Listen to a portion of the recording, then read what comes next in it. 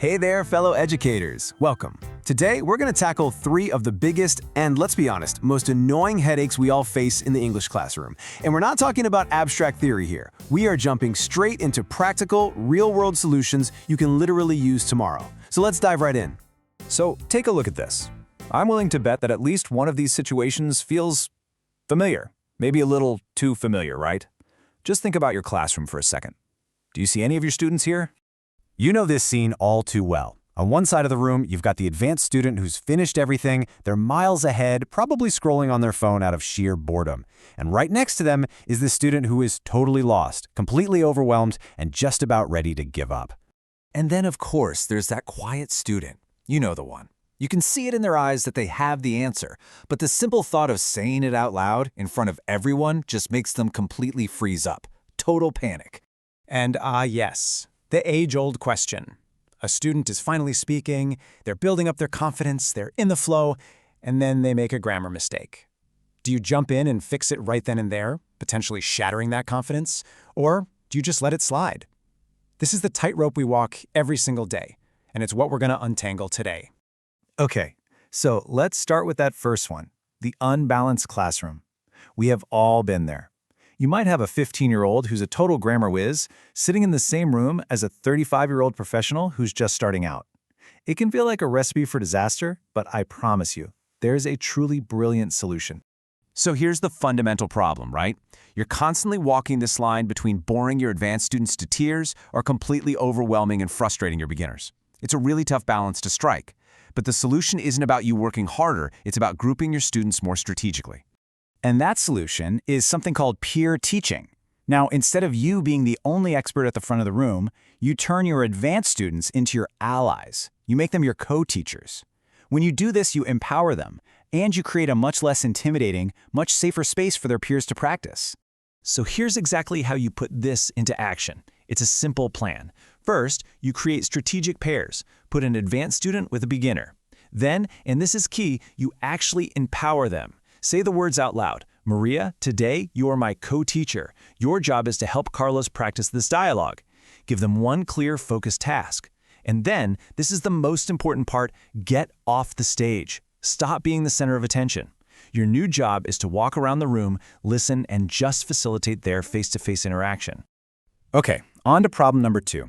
The student who is basically frozen by anxiety, hiding behind that wall of silence.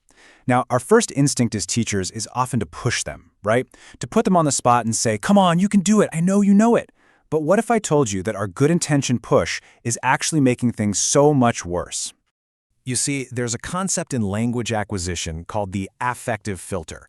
Think of it like this. When a student feels anxious, stressed, or embarrassed, this invisible mental wall goes up.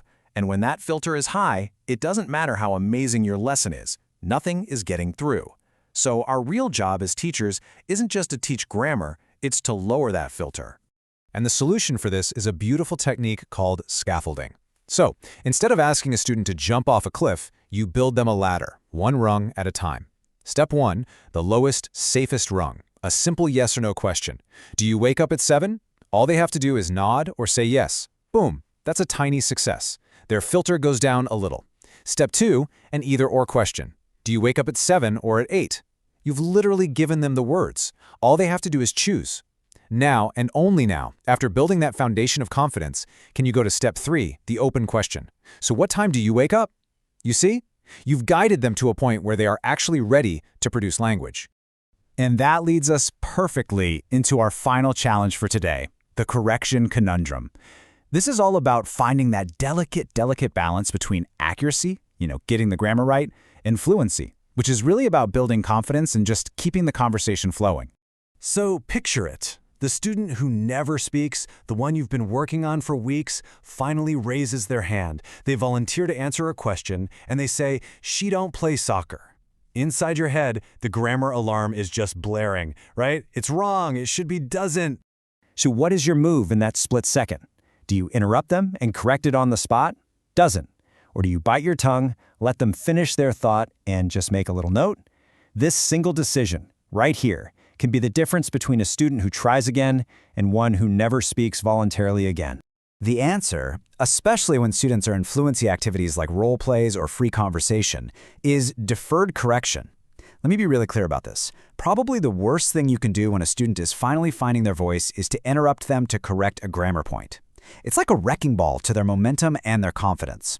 The goal in that moment is communication, not perfection. And here is a fantastic way to practice this. I want you to play a little game in your next class called The Silent Teacher. The rules are simple. While your students are doing a speaking activity, you are forbidden to talk. Your only job is to walk around the room with a notebook and silently jot down 3 or 4 of the most common errors you hear. Then, after the activity is over, you write those sentences on the board with no names attached, and you turn it into a group puzzle. Okay, class, look at this. How can we make this sentence even better? This way, you get to teach the grammar point without shaming a single student. It's a total game changer. So, there you have it. 3 incredibly powerful but also super practical strategies that you can add directly to your teacher's toolkit.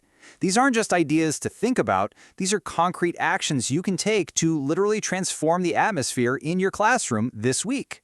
So let's just recap your new toolkit. When you have mixed-level classes, don't separate them, mix them. Turn your students into allies with peer teaching. For those shy, anxious students, build them that 3-step scaffolding ladder to help them climb out of their shell.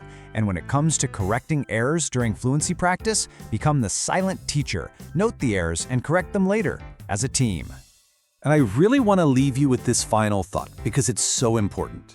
At the end of the day, being a great teacher isn't about who has memorized the most grammar rules.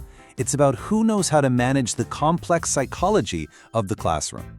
When you learn to manage the fear, the boredom, and the anxiety, that's when you stop just teaching English and you start creating confident speakers. Now, which one of these are you going to try first?